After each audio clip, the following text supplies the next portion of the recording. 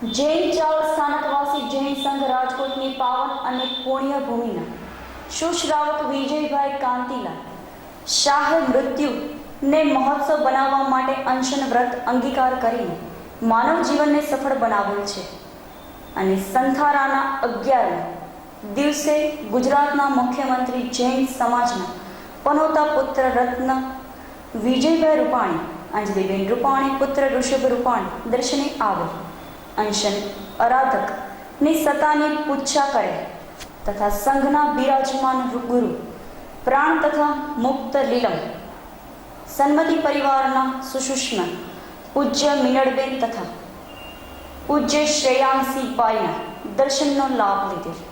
અહેવાલ વિજય મકવાણા. જૈન ચાલ ખાતે જૈન શ્રાવકે સંથારો લીધો છે.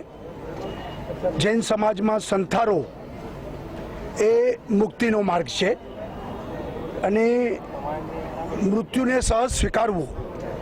આત્મા અને શરીર અલગ છે. આત્મા કદી મરતો નથી અને આત્માને મુક્ત કરવો એ પ્રકારનું એક સંસ્કાર ક્રિયા છે. તો ભાગ્યે થતું હોય છે. સાધુ સંતોષ કરતા હોય છે. શ્રાવકોમાં ખૂબ ઓછા લોકો સંથારો લેતા હોય છે. પણ રાજકોટ નસીબદાર છે કે રાજકોટમાંથી એક શ્રાવક એ સંથારો લીધો છે.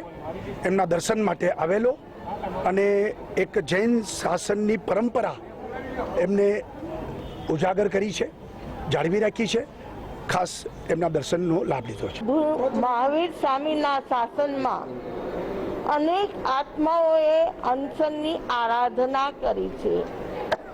જિંદગીનો સારાંશ એ અનશન ઉપરથી ખબર પડે કે અનશનની આરાધના શું છે. આત્માની ઉર્ધ્વ ગતિના પરિણામો જ્યારે આત્મા અનશન વ્રતની આરાધના કરી શકે છે ત્યારે જ ખબર પડે છે કે આત્માના પરિણામો કેવા છે. દરેક લેસિયા ત્યારે આવીને ઊભી રહે છે.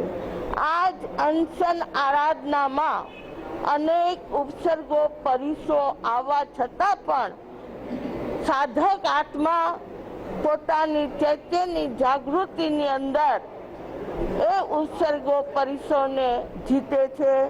આત્મા આરાધનાના ઉજ્જવળ દિવસો એટલે અનશન આરાધના. અનશન આરાધના સહેલી નથી. બહુ મુસીબતે ભાગ્યોદયે આ અનશન આરાધના થઈ શકે છે. વિજયભાઈ કે જેઓએ અસહ્ય પીડાની અંદર પણ પોતાના ઉત્તમ ભાવોને કેળવી જાગૃત કરી અને જે પરિણામ ધારા એમની મનોગત હતી એ પરિણામ ધારા અમારી પાસે આવી દર્શાવી અને એક જ વાત હતી કે હે સ્વામી, તમે મને જલ્દી તારો. તમારા સિવાય હું ક્યાંય અનશન આરાધના નહીં કરું અને તમે નહીં હોય તો હું ફળિયાની અંદર પણ અનશન આરાધના શરૂ કરીશ.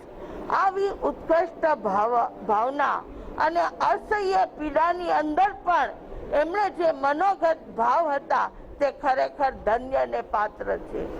ખરેખર ભગવાન મહાવીરના સાનિધ્યમાં સનત કુમાર ચક્રવર્તી કે જેણે એક સાથે 16 રોગની ઉત્પત્તિ કરી પણ એ રોગનો સામનો કરવા એ કર્મ જંજીરોને તોડવા માટે દીક્ષા અંગીકાર કરી અને 700 વર્ષ સુધી એ તપશ્ચર્યા કરી કર્મ રોગને હટાવ્યો.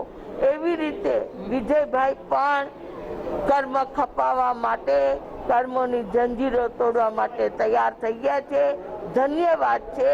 સૌ એમને ધન્યવાદ આપજો અને ભાવના ભાવજો કે અમને પણ આવી અનશન આરાધનાની ભાવના થાય.